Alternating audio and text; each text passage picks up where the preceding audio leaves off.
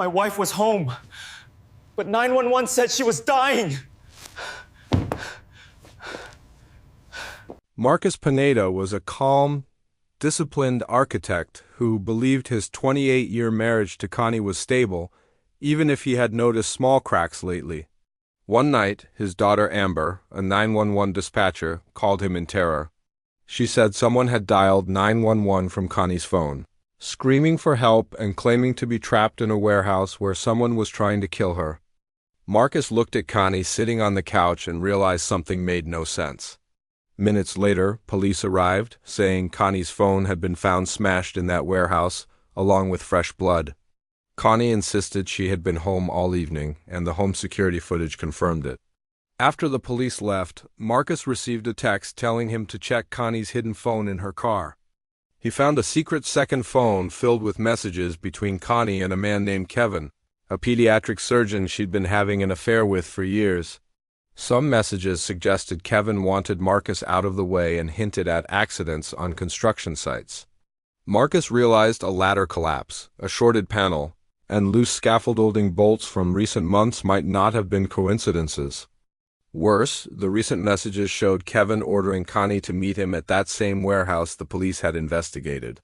She hadn't gone, which meant Kevin had tried to stage the scene without her. Amber agreed to help her father and secretly retrieve the 911 call recording. The voice on the call sounded exactly like Connie, but background noises revealed it was an edited recording, likely made from past moments when she had cried on the phone. Marcus realized Kevin had collected Connie's emotional voice patterns to fabricate a realistic distress call. Digging deeper, Amber and Marcus found proof Kevin was married, deep in debt, and receiving illegal kickbacks from a medical supplier named Julius. They discovered that Kevin had a history of misconduct in other hospitals and that he had manipulated Connie while planning something far more dangerous. Marcus and Amber confronted the truth. Kevin's ultimate plan was to kill Marcus, frame him, or stage Connie's death as suicide or murder. Connie herself admitted she had ignored warning signs and that Kevin was becoming unpredictable.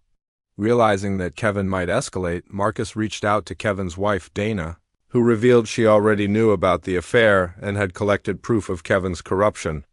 She wanted Kevin exposed and divorced and agreed to help Marcus gather evidence. Together, Marcus, Amber, and Dana built a case that included financial fraud, kickbacks, illegal accounts, and plans involving staged emergencies. Marcus set a trap by pretending he was preparing for a solo trip to Mount Hood to review divorce documents. He knew Kevin would see this as the perfect chance to act. Marcus instead checked into a hotel near home, where Amber and Dana set up a surveillance plan with cameras and recordings. Kevin panicked when he learned Marcus wasn't at the cabin and tracked him to the hotel with help from Julius. They arrived expecting Marcus to be isolated. Marcus confronted them calmly, presenting everything he knew. Julius broke under the pressure and admitted he had helped. Kevin staged the warehouse scene using pig-s blood and phone spoofing. Kevin, realizing everything was falling apart, panicked and pulled a scalpel, threatening to finish what he had planned.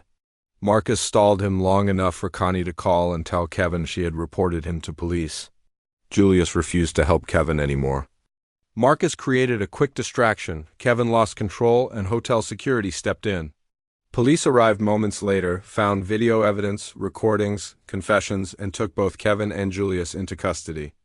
Dana recorded everything to use in divorce court.